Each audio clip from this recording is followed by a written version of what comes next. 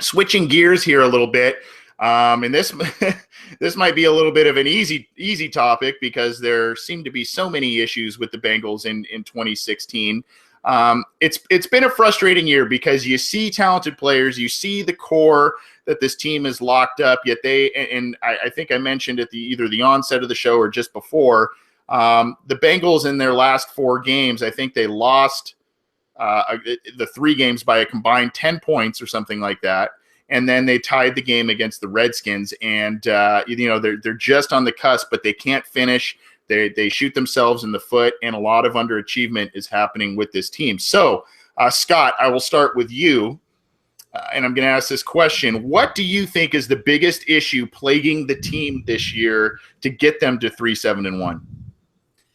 Well, the easy answer would be just to say the team. Short of that, if I have to go specific, there are so many ways you can go with this. You can say, obviously Nugent's been horrible, but that's just Nugent being Nugent. The offensive line has obviously had some issues. He's struggled to replace Andre Smith. Bodine's been Bodine, and we've obviously hit that pretty hard ever since we've been doing this podcast. The secondary, Dre's been good. As Connor said, other than that, the secondary just hasn't been like they were last year with things like getting the turnovers, the interceptions. And I've done a post before, and we've talked about the huge coaching turnover they've had the last couple of years and just losing a lot of talent coaching these guys. But if I was to pick one thing to say this is if I could pin it on one thing, the biggest problem, I'd say for me, it's the failures in the draft the last few years, because this is a team that, if you look at a boxer, they generally box with 2 hands, obviously, because they have 2 hands, unless you're that guy for Mortal Kombat who has the 4 hands. Not, assuming, I don't know his name, but assuming he's not in the picture, it's, and the Bengals are really good about tying one hand behind their back, and they just want to box that one hand, which is fine, but you have to have a pretty strong right hand if you want to do that. And so what they do is you build through draft and free agency. They tend to ignore free agency altogether as far as the higher pick or the higher price guys, the guys that go in the first week or so, and they kind of look for the bargains, the guys that aren't going to cost them compensation picks, the guys that you can get pretty cheap after that initial period. So if you're going to build only through the draft, you've really got to nail the draft.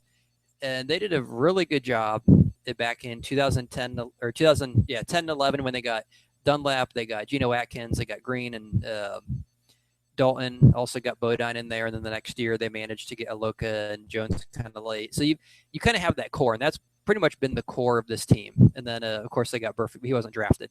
So, but since then, and they got a lot of great publicity, like, wow, this team is good at drafting, they know what they're doing, they signed their own, they got these good guys. But you look at since then, their top few picks, you go to 2013, Eifert was good. Obviously, that was a good pick.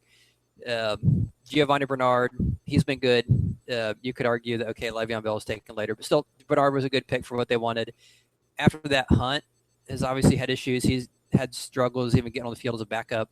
Sean Williams, the next pick, seems to be a liability in coverage. Definitely not starter material, not comparable to what I think we had in Reggie Nelson. The next year, Darqueze Dennard barely played the first year, played sparingly his next year, then got hurt. This year seems to struggle.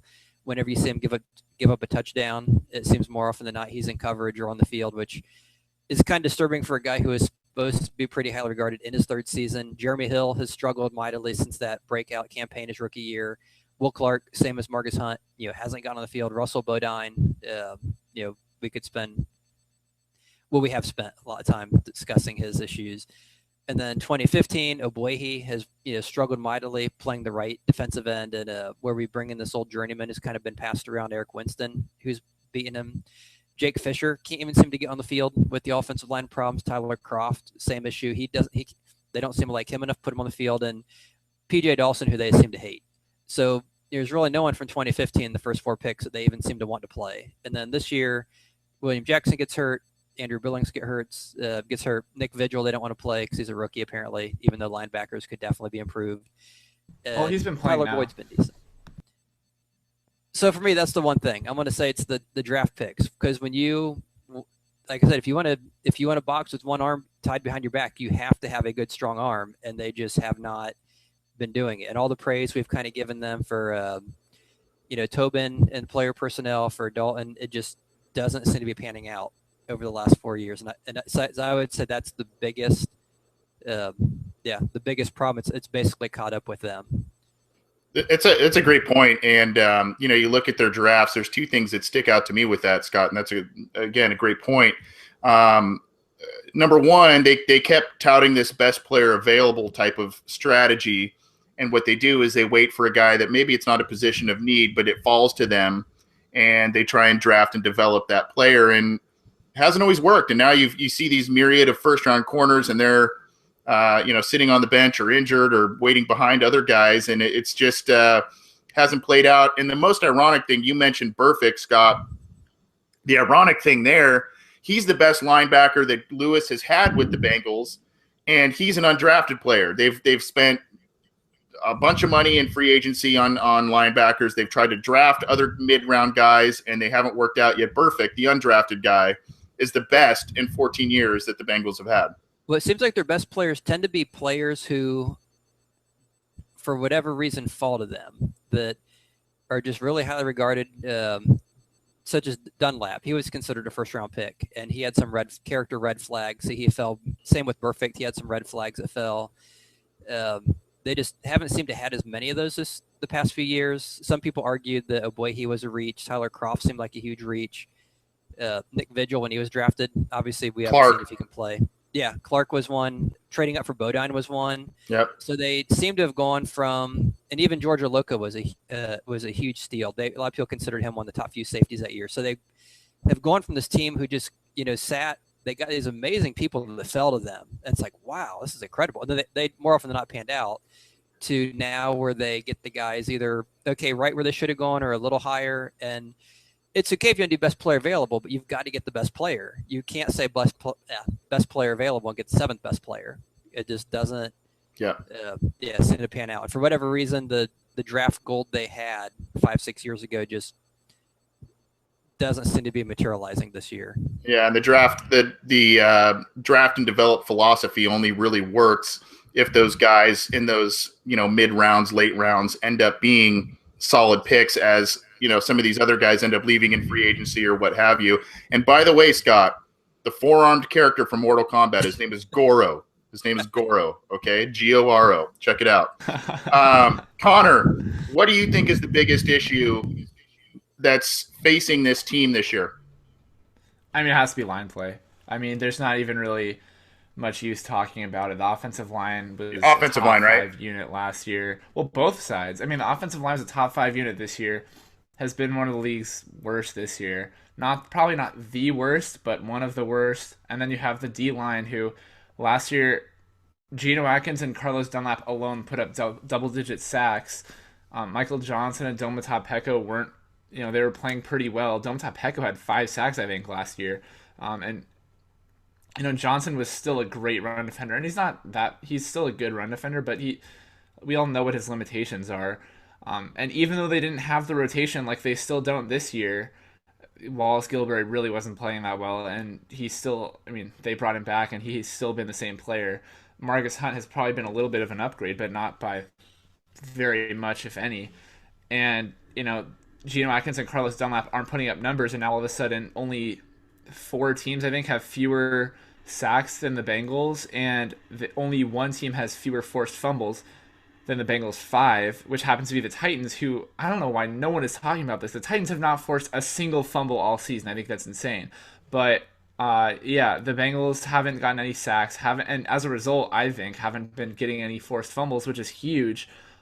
And obviously, pressures are great, but sacks are better, and they change the dynamic of a game. They put the quarterback on his toes, and they can potentially result in forced fumbles, which is your best chance of getting a forced fumble is on a strip sack of any type of, especially the guy like Dunlap, who his club is so good at, and Geno Atkins too. Geno Atkins is really good at forcing fumbles off sacks, and so you're not getting as many sacks, you're not getting as many turnovers.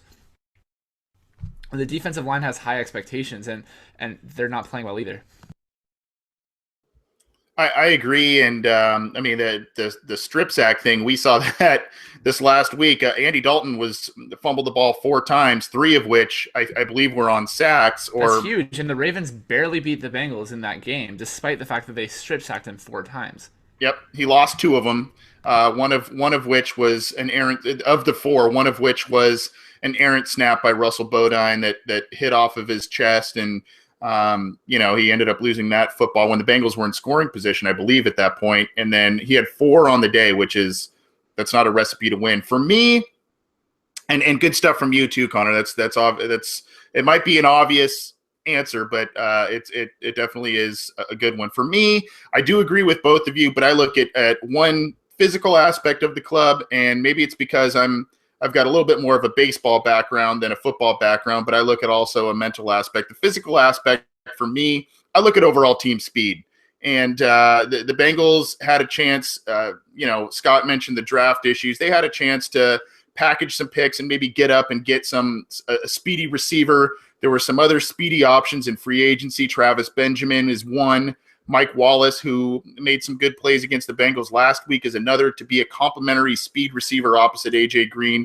Now that Green's going down, you see the secondary giving no respect to what's out on the field. Even though some guys are still making some plays, they're still not giving any respect to the deep ball and loading up the box against the run, and that's not good. Scott mentioned the issues in the Bengals' run offense as well. So not only that, linebacker team speed is another issue for me. Maybe getting a speed rusher off the edge, an edge guy, kind of a tweener linebacker. This team needs to get faster. The big guys, the strong guys, those are always good guys to have. But you look at this team, and there's not really much sizzle in terms of team speed. They lost Andrew Hawkins a couple of years ago. They lost Marvin Jones this year. There's not a speedy linebacker, really. Vigil is one, but he's not really getting much time. So I see team speed as a major issue. And the other, I just think this team, I've said it before on this show, I think this team is experiencing a massive hangover from the wild card game. And I think that trickles down from coaching. I think that trickles down from just being shell-shocked of how last season ended and really getting sick of the same type of one-and-done exits out of the postseason. And I think that's really taken a toll on this team. You've got some aging veterans that doesn't help, but some guys who have been here for a long time and who have seen it all through this team. And really last year was inexplicable what happened against the Steelers. And I think that has stuck with them, even with all the rhetoric they gave us this offseason. I think that has stuck with them 100% through this year, and they haven't gotten over it. And we can talk about those issues as to why that is. We've got some fan questions later in the show we're going to address as to why that may be. But that to me, I think the one physical aspect and one mental aspect for me are kind of the things that are really sticking out this year for the Bengals to go 3-7-1 and really looking to 2017 at this point. What are your thoughts, listeners? If you want, I mentioned the ways you can get in touch with us via YouTube channel, SoundCloud channel, on Twitter at BengalsOBI, via email, theobinsider@gmail.com, or a variety of different ways. You can leave a comment for us on iTunes as well. Get in touch with us. Let us know what you think the biggest issue is with the Cincinnati Bengals. Do you disagree with us? Do you agree with us? Let us know. We want to hear from you.